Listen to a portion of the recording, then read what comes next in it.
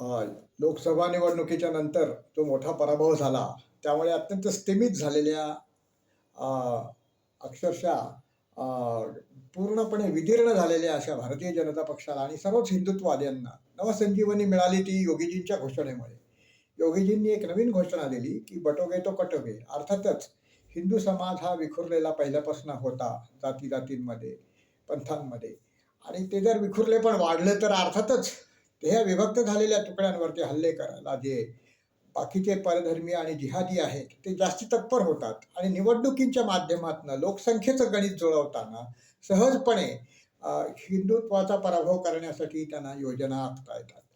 तर या आधारावरती जेव्हा हिंदू समाज एकत्रित झाला, त्यावेळेला उत्तर प्रदेशमध्ये मोठा विजय मिळाला, महाराष्ट्रामध्ये मोठा विजय मिळाला आणि ह्या एकत्रित हिंदू समाजाचं, सकल हिंदू समाजाचं जे मोठं भव्य दर्शन जे आहे, ते महाराष्ट्रामध्ये घडलं आणि एक ऐतिहासिक विजय मिळाला.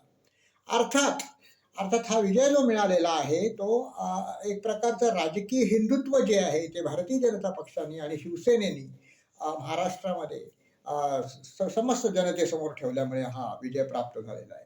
परंतु राजकीय हिंदुत्वाबरोबरच सामाजिक, नैष्ठिक आणि वैचारिक हिंदुत्व या हिंदू समाजाला एकसंघ ठेवण्यासाठी या हिंदू समाजाच्या एक मोठ्या सभ्यतेवरती, या अस्तित्वावरती जो घाला घालण्यात येत आहे, त्याच्यापासून रक्षण करण्यासाठी त्याची नितांत आवश्यकता आहे. बरोबरचे उपाय करून काही समस्या सुटणार आहे अशातला भाग नाहीये. केवळ प्रतिकात्मक काही गोष्टी केल्या, की मी हिंदुत्ववादी आहे दाखवण्यासाठी ज्या केल्याने हे उपाय सुटणार नाहीयेत. तर तुमच्या विरुद्ध जे आक्रमण होत आहे, ज्या दोन्ही दुष्ट शक्तींचं ज्या संपूर्ण देशामध्ये आणि विश्वामध्ये देखील या अत्यंत आक्रमक आणि हिंस्र असलेल्या दोन धर्मियांचं आपल्यावरती आक्रमण जेव्हा होत आहे, तर ते आक्रमण कसं परतवून लावायचा हा प्रश्न जो आहे तो समाजाला करावा लागणार आहे. कारण ते आक्रमण जे आहे ते सामाजिक आहे, आर्थिक आहे आणि बाकी सर्व स्तोत्रांच्या माध्यमातून त्यांनी केलेलं आहे आणि गेल्या अनेक वर्षांपासून चाललंय आणि आता जास्तीत जास्त तीव्र गतीने ते पसरायला लागलेलं आहे.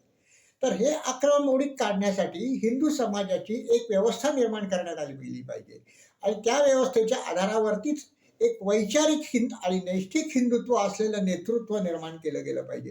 नाहीतर होतंय काय, की हिंदुत्वासाठी काही काही करतोय असं दाखवायचं, निवडणुकीपुरतं बोलायचं, त्यांच्या विरुद्ध टीका करायची आणि नंतर तुम्ही गळ्यात गळे घालायचे. हे सगळे प्रकार आतापर्यंत होत राहिलेले आहेत या निवडणुकीच्या नंतर देखील. शरद पवारांच्या विरुद्ध एवढी उग्र टीका करूनही शेवटी शरद पवारांना तुम्हाला भेटायची काय गरज पडलेली? असा प्रश्न हिंदू समाज विचारत असतो तुम्हाला. त्यावेळेला त्या प्रश्नाचं उत्तर तुम्हाला देता आलं पाहिजे. राजकीय हिंदुत्व